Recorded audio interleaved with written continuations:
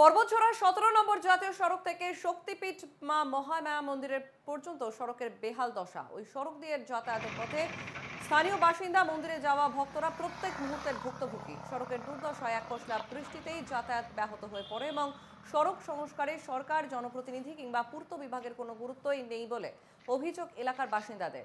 সড়ক শীঘ্রই মেরামতের দাবি জানিয়েছেন স্থানীয় বাসিন্দারা। এ নিয়ে বিস্তারিত জানাতে আমাদের ফোন লাইনে রয়েছেন আমাদের প্রতিনিধি বিলাসীপাড়া থেকে অবিনাশ শীল। অবিনাশ, রাস্তার এই বেহাল দশা, সেখানে ভুক্তভোগী সাধারণ মানুষ, পর্বতচূড়া শক্তিপীঠ মা মহামায়া মন্দিরের সড়কের এমনটাই বেহাল দশা যেমনটাই দেখা যাচ্ছে। সেক্ষেত্রে সেখানকার প্রশাসন তারা কি বলছে, স্থানীয় নেতৃত্ব তারা কি বলছে, দিনের পর দিন এমন বেহাল দশা কেন রাস্তার?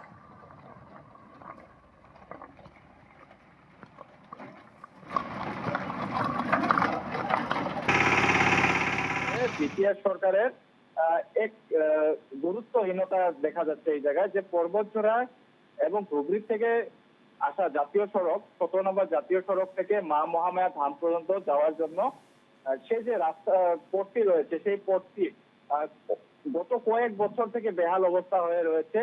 আহ, কিছুদিন আগেই সেই স্থানে কিছু বালু, কিছু পাথর ফেলা হয়েছিল, কিন্তু সে ফেলে যেন ওদের দায়িত্ব সারিয়ে ফেলেছিল। কারণ একটাই যে ওই জায়গার অনেক গাছ রয়েছে, যার জন্য ওরা কাজ করতে পারছে না। এর বিভিন্ন অভিযোগ ওরা আনছে। ওই বিটিআর পরিষদীয় সরকারের যে রয়েছে, ওনারা কাজ করার জন্য যে ঠিকা পেয়েছে, ওনারা কিন্তু ঠিক মতো কাজ করছে না, যার জন্য মা মহামায়া ধামে যেনারা যাচ্ছে, দর্শনার্থী যাচ্ছে, ওদের খুব অসুবিধা হচ্ছে। এবং ওই জায়গায় দুটা কলেজ রয়েছে, কলেজের শিক্ষার্থীরা আসা যাওয়ার জন্য অনেক অসুবিধা ভুগছে।